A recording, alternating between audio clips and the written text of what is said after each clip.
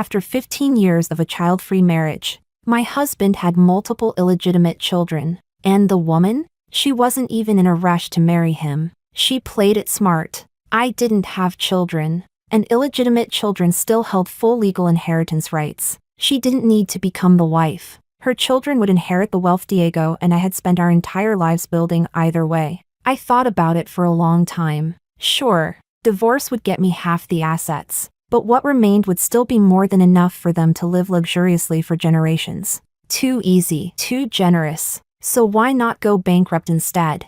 After all, I'm alone. As long as I don't starve, that's enough for me. Let's see how she plans to raise those kids once there's nothing left to inherit. Chapter 1. When I found out Diego had cheated.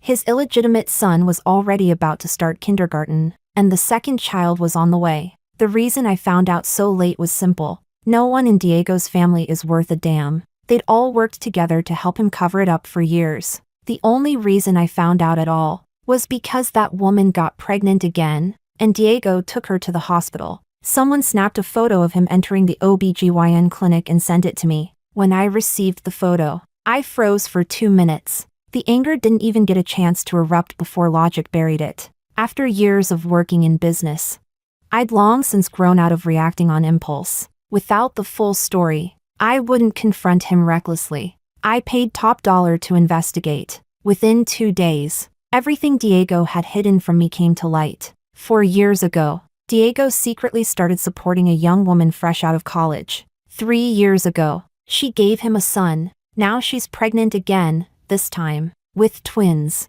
Apparently, no wonder Diego's mother stopped pressuring me to have kids. I used to think she'd just given up due to our age. Turns out she already had a grandson. Chapter 2. Once I confirmed the affair, I forced myself to stay calm. I didn't confront Diego right away. The fact that he cheated was already established. No matter how loud I screamed, it wouldn't change that. What I needed to think about now was how to handle the divorce in a way that maximized my interests. In the adult world, self-interest comes first. I spent an entire afternoon in a quiet place, replaying our 15 years of marriage. The decision to be child-free? It was Diego's idea from the start. Yet now, he's the one regretting it? In our early years, we built everything from scratch. No backing, no connections. Even our families didn't really support us. We struggled, and now that success has finally arrived.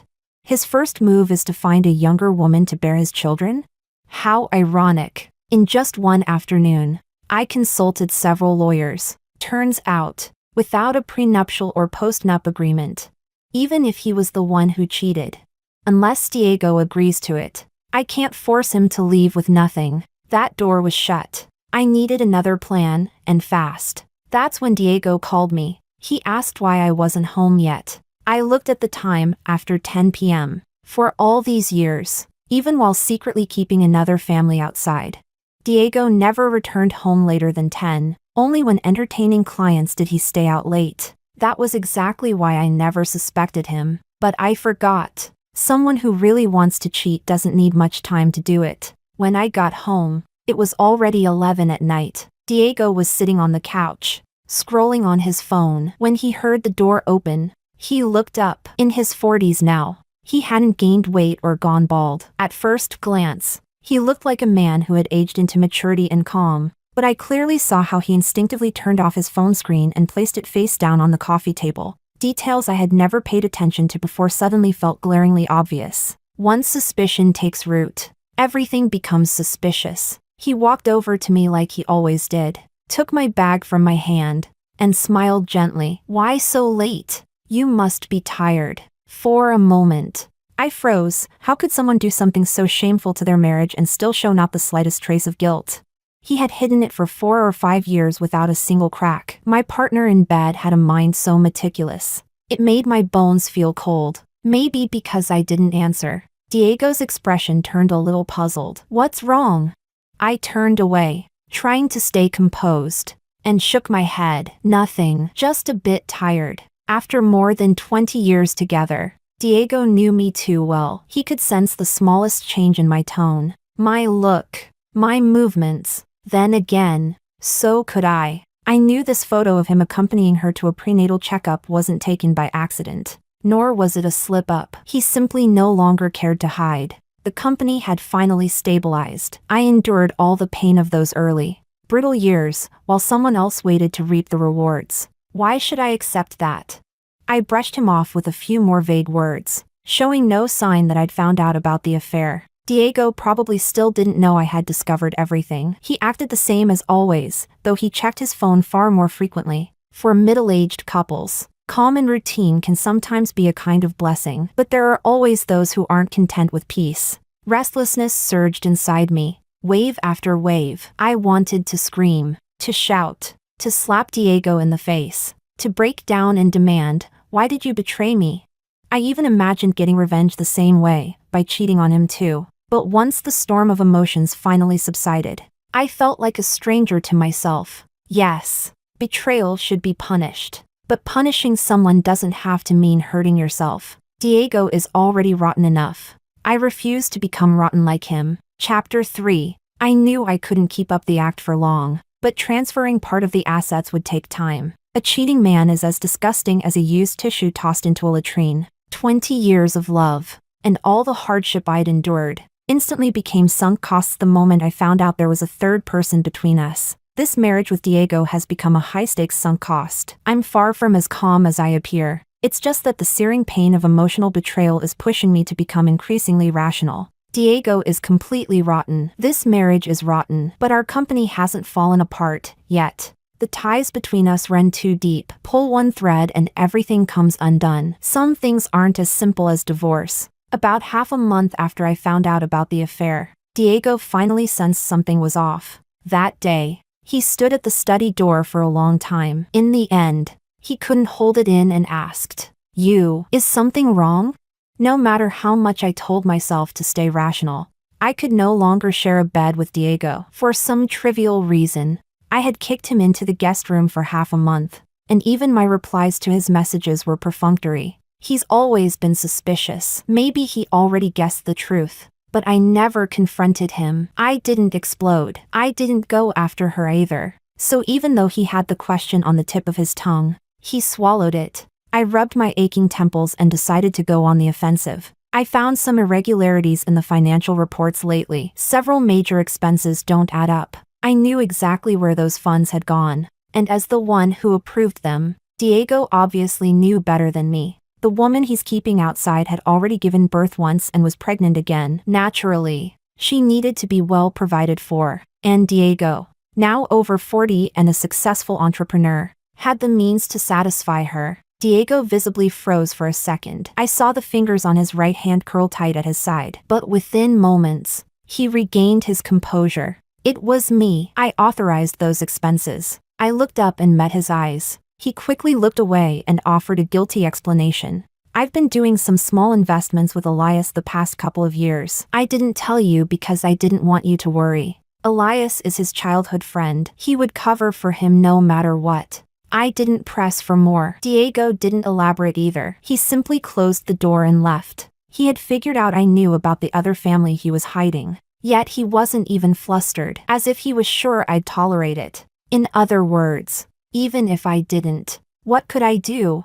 If I filed for divorce now, he'd be the one gaining closure. He's rich, has a happy family, and might soon have 2 kids. And me, nearly 40, and completely alone. Even so, staying entangled with someone like him holds no meaning whatsoever. Chapter 4. It was becoming harder and harder for me to tolerate Diego playing the role of husband in my life, but the asset transfer hadn't been completed yet. All I could do was continue the Cold War with him. Maybe he was waiting for me to come around, or maybe he was waiting for me to bring up divorce. Either way, I wasn't about to let Diego get off easy. On the 20th day after discovering his affair, I finally saw the woman he was keeping. She must have learned something from Diego, because she came to provoke me directly, using the oldest trick in the book, a coincidental run-in at the cafe I frequented. She even took my usual seat by the window. Not long ago, the people I hired had already sent me plenty of photos and videos of her. I recognized her at a glance. She was still young, probably 25 or 26, and everything she wore, from her clothes to the bag beside her, screamed luxury. Perhaps Diego had sheltered her too well. She still had a youthful glow about her, and even a hint of that dumb, clear-eyed optimism. It made me think of myself at 25, newly married to Diego, living together in a shabby little rental, barely scraping by on modest salaries, wearing faded clothes I'd washed to near transparent. Those were the years we fought side by side to save up our first pot of money. Late at night, when emotions got the better of him, Diego used to swear he'd never betray me. I suppose there was some sincerity in those words, back then. But sincere feelings don't survive the passage of time. I pretended not to recognize her and ordered my usual coffee, taking a seat diagonally across from her. I didn't even glance her way. Soon enough, she shattered the impression I had of her. She moved across from me with a smirk full of provocation and called out, "Mrs. Diego." It was clear, she knew exactly who I was. So she wasn't a victim of seduction. She was willingly the other woman. Now she wanted to challenge me openly? As the mistress? TCH. Did she even realize half the things she ate, wore, and used were paid for by my money? I took a sip of coffee, my gaze skimming over her slightly swollen belly. "And you are?" She didn't dare confess her disgraceful identity. She stammered out some awkward excuse for how she knew me. The excuse was pathetically unconvincing. I said nothing, just stared at her with a half-smile, letting her know I saw right through her little game. A parasite clinging to others for survival loses all resilience. Under my gaze, she lasted less than 30 seconds before fleeing in panic. That retreating figure, so hurried, so pathetic. I felt a little sad for her, and for this society. Young, healthy, capable, yet she chose to become someone's surrogate womb. Chapter 5. Whether or not Diego knew about this, the fact that his mistress came to provoke me was his problem. I decided it was time to officially move divorce to the top of my list. But before I could act, I received several WeChat messages from a friend. She sent me screenshots of the mistress showing off on her social feed again. Nothing new there, until I saw the last one. It came with a note from my friend. "She's provoking you. Everyone has at least a couple trustworthy childhood friends, right?" I had mine at her on WeChat. From then on, any move she made, I'd know about it instantly. When I opened the final screenshot, I saw her latest post. It was a photo of a laughing child rolling on the floor, along with a smug caption that basically said, "So what if you're proud and arrogant now? Everything you worked so hard to build will one day belong to Michael."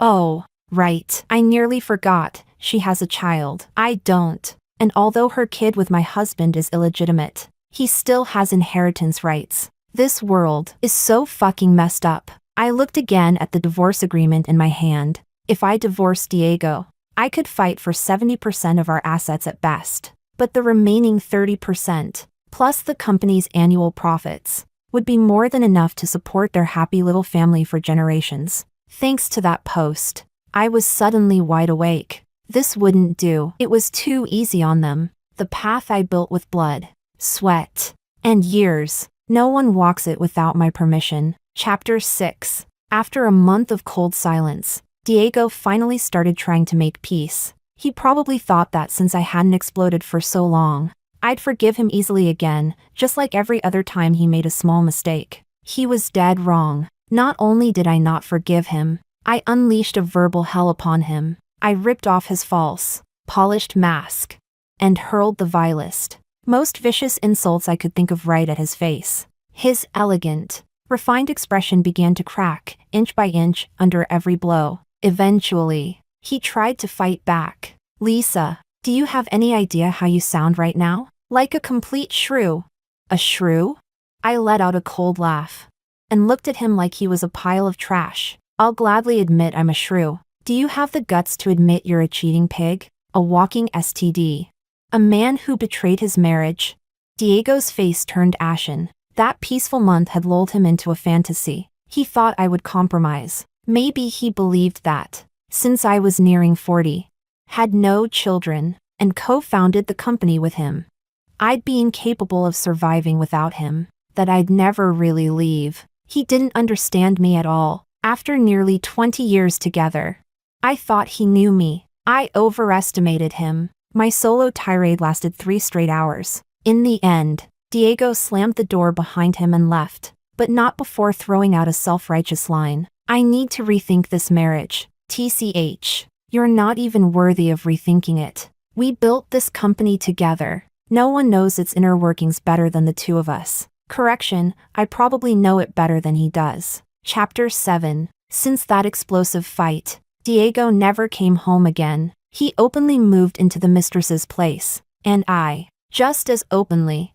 started targeting the company. I knew the company couldn't crash too quickly, not because I still cared about Diego, but because the twins in her belly weren't full term yet. She still had the right to terminate the pregnancy. That wouldn't do. We need the full 5-member happy family. On the 9th day of Diego's absence, his mother showed up at our house. The same woman who had always looked down on me for not giving her a grandchild, now sat on my couch with a fake smile, dropping passive-aggressive comments about how I shouldn't be fighting with Diego. She lived off the food, clothing, and comfort Diego and I provided.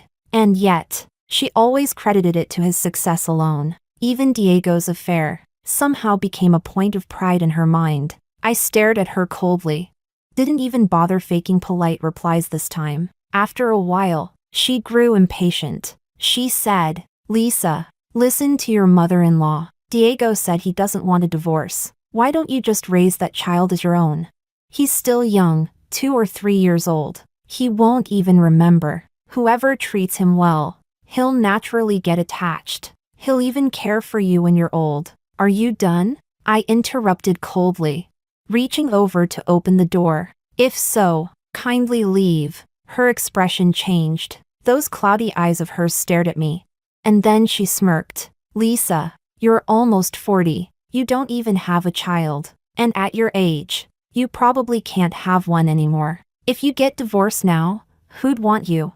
In her outdated worldview, a woman only had value if a man wanted her. I looked at the gold bracelet on her wrist, then at her wrinkled but smug face. Calmly, I reminded her, "Diego cheated. If I divorce him and take this to court, he could leave with nothing." Her face turned pale instantly. She glared at me. Her scarab practically swallowed her pupils. It was almost grotesque. "That's impossible."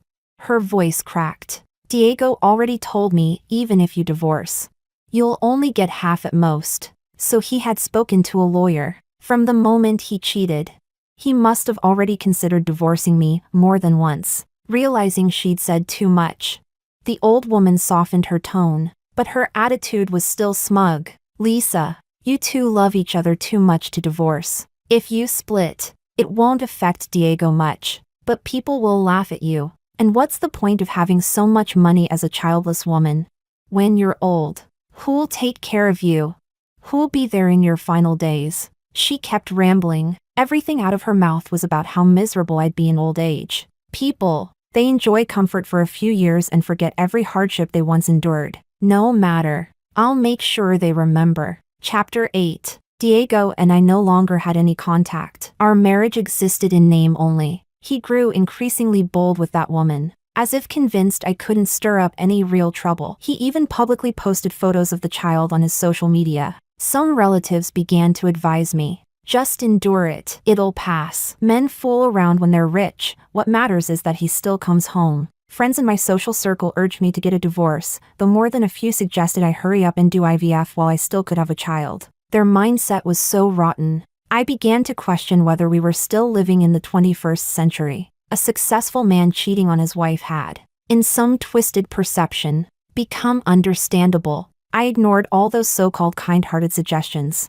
I hadn't been idle these days. I was busy identifying the company's fatal weaknesses. Maybe it was how determined I seemed, leaving no way back, that scared Nicole, my best friend. She couldn't help but try to reason with me. "You could try negotiating for 80% of the assets. If you push the company into bankruptcy, won't all your hard work be wasted?" I rejected it immediately.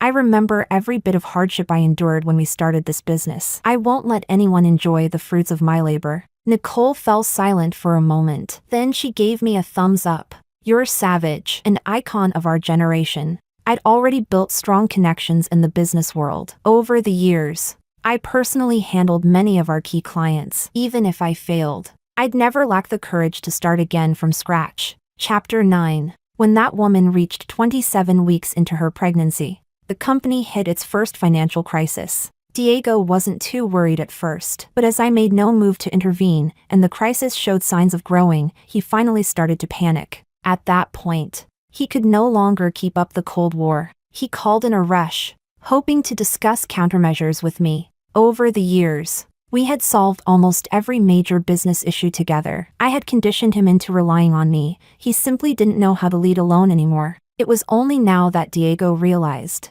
he couldn't reach me at all. I had blocked every single one of his contact methods. Desperate, he started contacting our mutual friends, anyone he thought I might still speak to. In the end, with no other choice, he began waiting outside the entrances of the properties we co-owned, to avoid alerting him too soon. I finally agreed to meet him when he showed up all disheveled, blocking my way. Nicole said what I did was like hand-washing underwear with a poker face. I replied, giving him hope, then pulling the rug. That's what hurts the most. The first crisis was a shipment blocked by customs. The delay led to major penalty fees and a massive financial loss. Diego had no time left to cuddle up to that woman or play the doting dad. I didn't know whether Diego suspected me, and frankly, I didn't care. After the first crisis was resolved, Diego started coming home on time every day, as if trying to show his remorse. But from that day on, I stopped going home. I changed residences every night, sometimes hotels,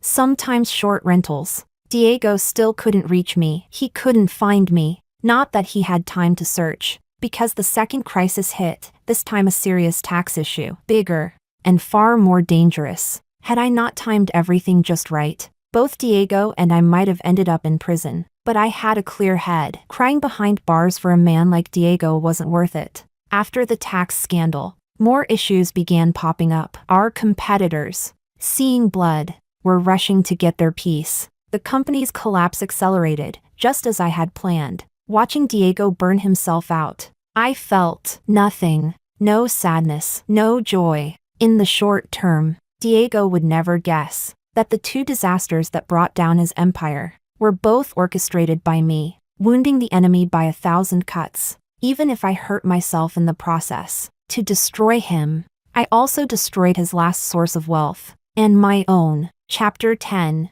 Even the best company can't withstand blow after blow. On the day the company officially declared bankruptcy, Diego was already the father of 3 children. That woman had given birth to a pair of twin boys, and Diego now not only had no money in his pockets, he was also drowning in debt.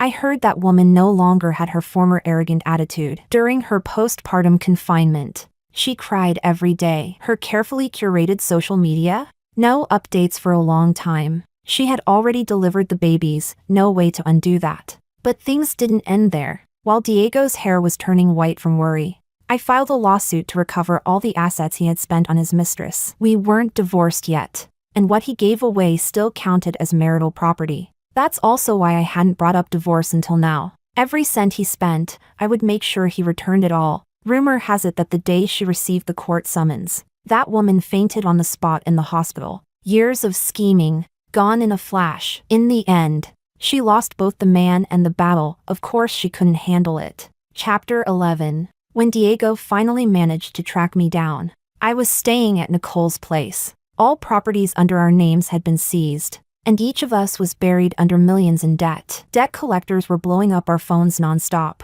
We're not young anymore, and Diego knew it too. If we couldn't make a strong comeback this time, we'd never recover for the rest of our lives. This time, Diego came to beg me to drop the lawsuit against that woman. He hung his head, not daring to look at me. Gone was the arrogance from when we used to argue. Lisa, she just gave birth. Her body hasn't recovered yet. Can you, maybe, drop the case? Don't spew bullshit if you don't have anything useful to say. I cut him off coldly, with zero room for compromise. Diego, when you gave that money away, did it never cross your mind that half of it was mine? That I could take it back anytime?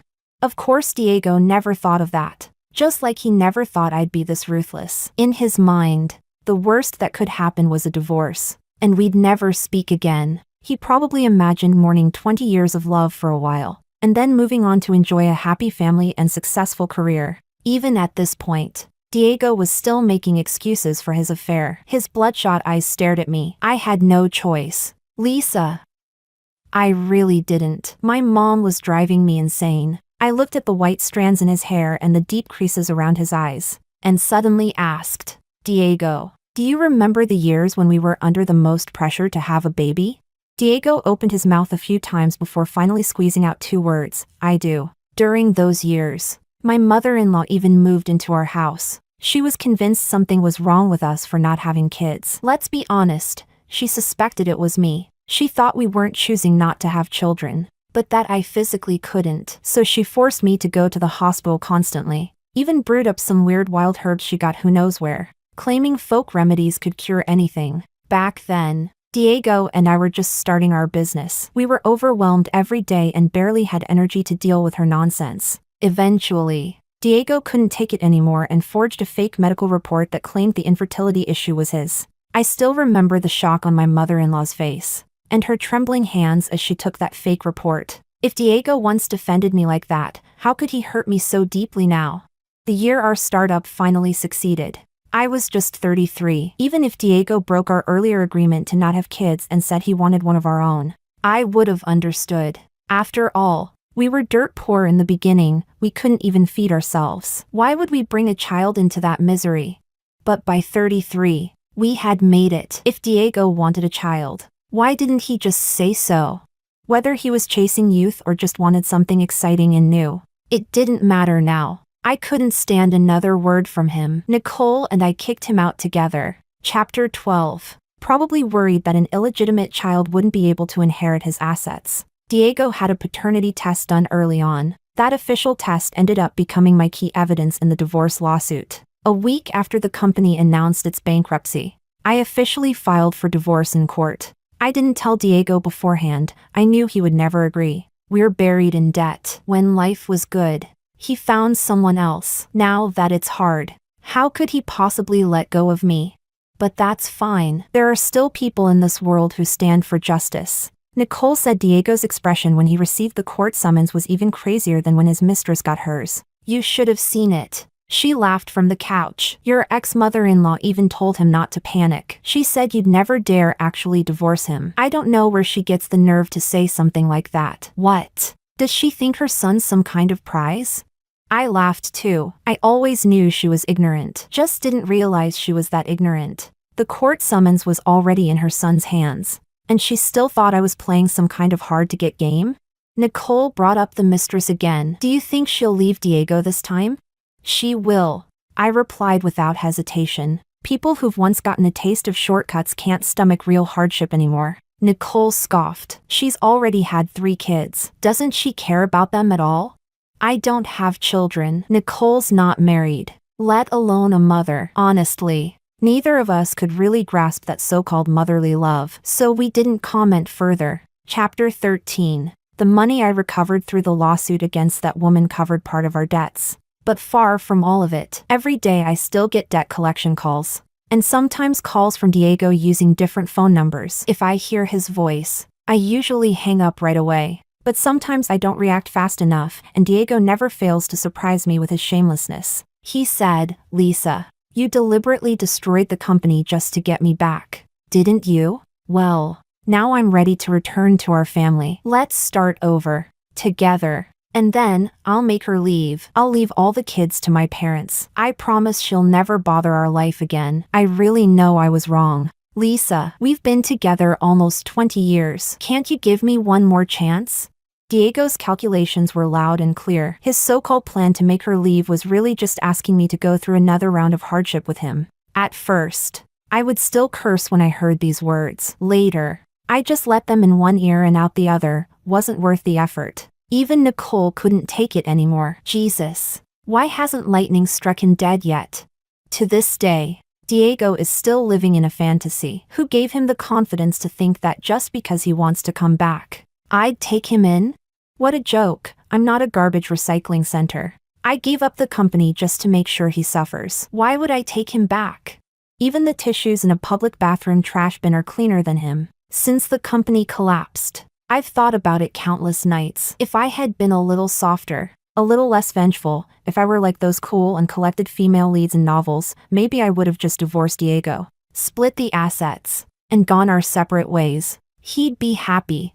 I'd be free. Maybe in some fantasy, he would have had a sudden epiphany post-divorce, realizing I was his true love, living the rest of his life in pain and regret. But reality doesn't work like that. Diego never had a true love. The very fact that he cheated just to chase novelty proves it. He will always love the next shiny thing the most. People like him, who only care about what benefits them, never regret losing something that no longer serves them. They feel relief. Relief from the weight of their shameful past.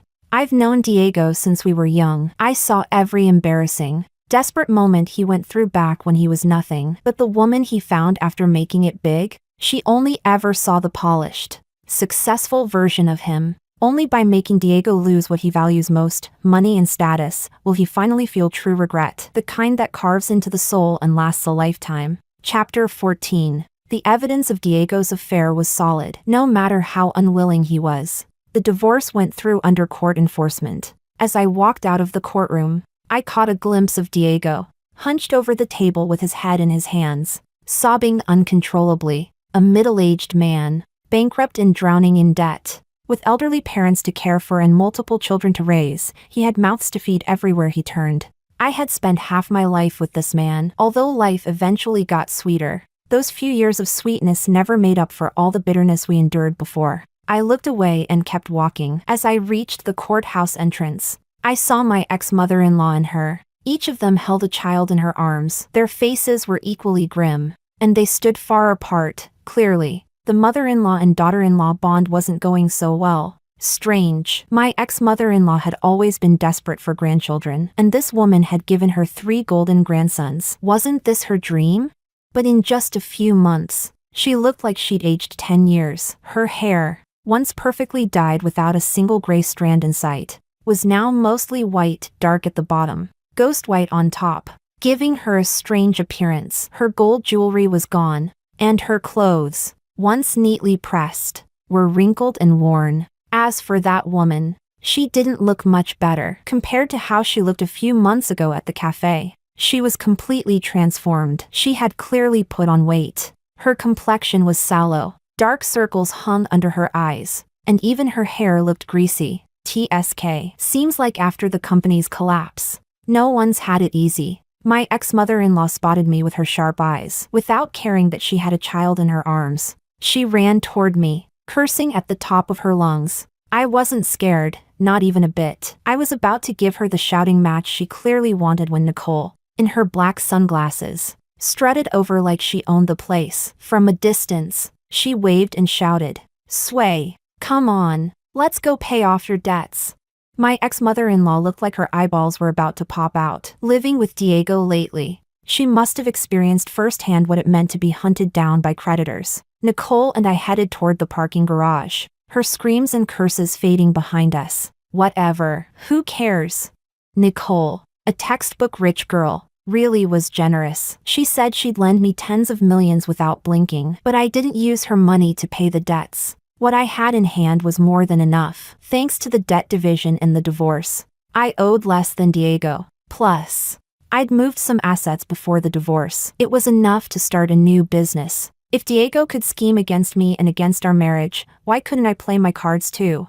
Besides, all I did was protect what was already mine. Chapter 15. After clearing my debts, I didn't rush back into business. Instead, I traveled with Nicole to enjoy life for once. Back then, I was always too busy working. Nicole would invite me to go out, but I kept saying I had no time. Now, I had nothing but time. Nicole is the textbook rich girl with zero ambition, but a master in the art of eating, drinking, and having fun. We spent nearly 6 months traveling. We only returned just before the new year. Nicole has a lot of friends in high places. After being away so long, she had to reconnect. So I tagged along to one of her gatherings. I didn't expect to see Diego there. When I saw him, he was bowing and scraping in front of an obese man, trying to flatter him with a smile plastered across his face. I recognized the fat man too. He used to be a supplier for our company. Back then, he looked like a kind-hearted Buddha,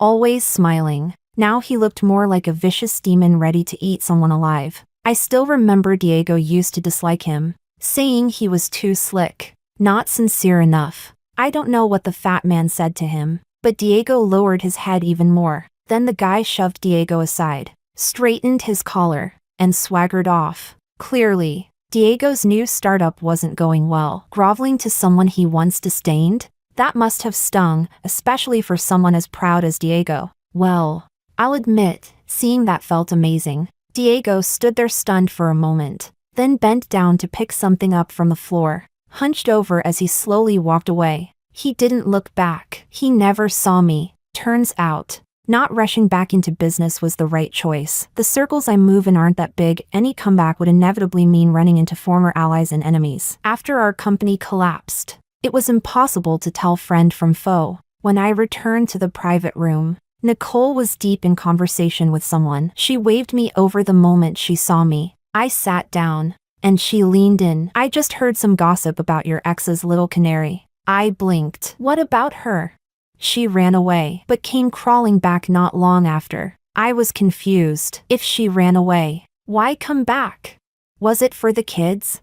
Nicole's friend chimed in with a grin. Apparently your ex-mother-in-law was ruthless. Sent all 3 kids back to her family, no matter how badly she wanted to stay away. She had no choice. Well, that's an unexpectedly poetic ending. Chapter 16. The year my career got back on track was the end of the second year after my divorce from Diego. I was 39. Strangely enough, even though Diego had also been working hard these past 2 years, nothing he touched seemed to go right. Somehow, my ex-mother-in-law found out about my new company. She began showing up outside the building to curse me. She was old, so the police couldn't really do anything, and the security guards didn't dare lay a hand on her. She couldn't find any real fault with me. So she just repeated the same 2 insults over and over, that I was a barren old hen who couldn't lay eggs, or that I was a jinx, one who ruined both the marriage and the company. To me, her words meant nothing, just a pathetic clown putting on a tired show. I didn't waste a second of attention on her.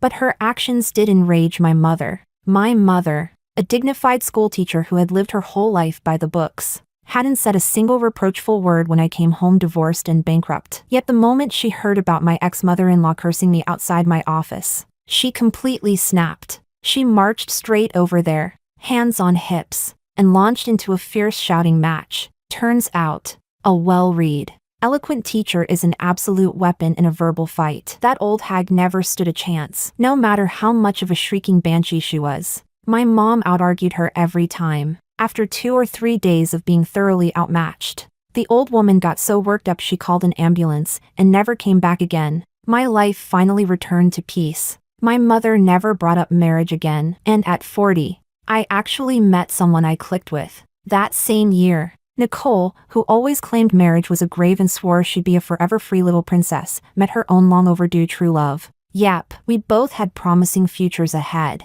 Diego's side story. By the 10th year of my marriage to Lisa, the business we built together was finally gaining momentum. My mom began pestering me more frequently to get checked at the hospital. Every day, she'd boil these disgustingly bitter herbal tonics and force me to drink them. I didn't want to. Every time I resisted, she'd cry, saying how hard it had been to raise me. She'd go on, how Lisa and I didn't have any kids, how all that money meant nothing if there was no one to carry on the name.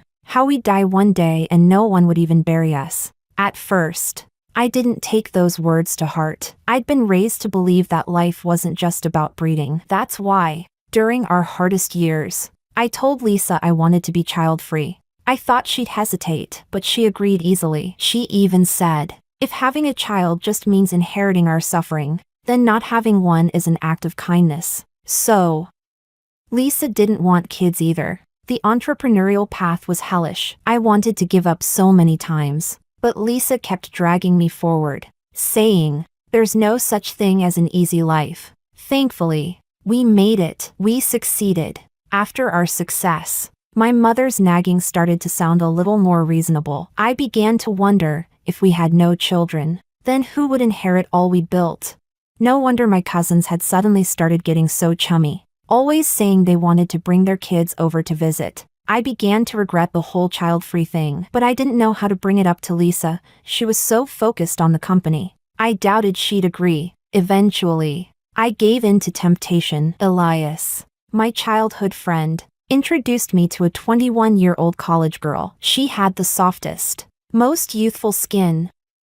I liked her a lot, but I didn't dare cross the line because I couldn't bear to lose Lisa. Then Elias said, marriage and love aren't always the same thing. Other friends chimed in, come on Diego, every man has a secret muse. As long as no one talks, your wife will never know. And so, I fell and I had a child out of wedlock. My mom was thrilled while cuddling the baby. She cursed Lisa, calling her heartless, saying she was the one who couldn't have kids and had the nerve to blame me. I didn't argue. I'd taken the blame before, just to protect Lisa. I didn't want my mom to harass her. Once I had a kid, I played out every possible scenario of what would happen if Lisa found out. Every version ended in heartbreak. Each one made my chest tighten with dread. She'd suffered so much with me, I didn't want to lose her. So I got my parents and my closest friends to keep it all secret. With time, the guilt began to fade. Lisa really trusted me. The kid turned 2,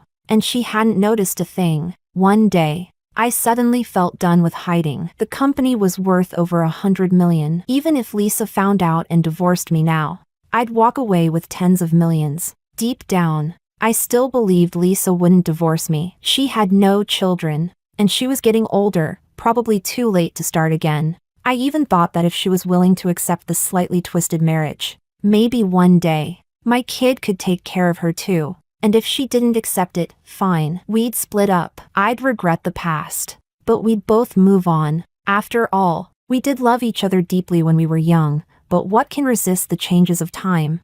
Lisa found out. She didn't confront me, didn't start a fight. She just casually told me to move into the guest room. I thought she was avoiding a big scene, that she'd eventually forgive me. But she did explode, cursing me in every possible way.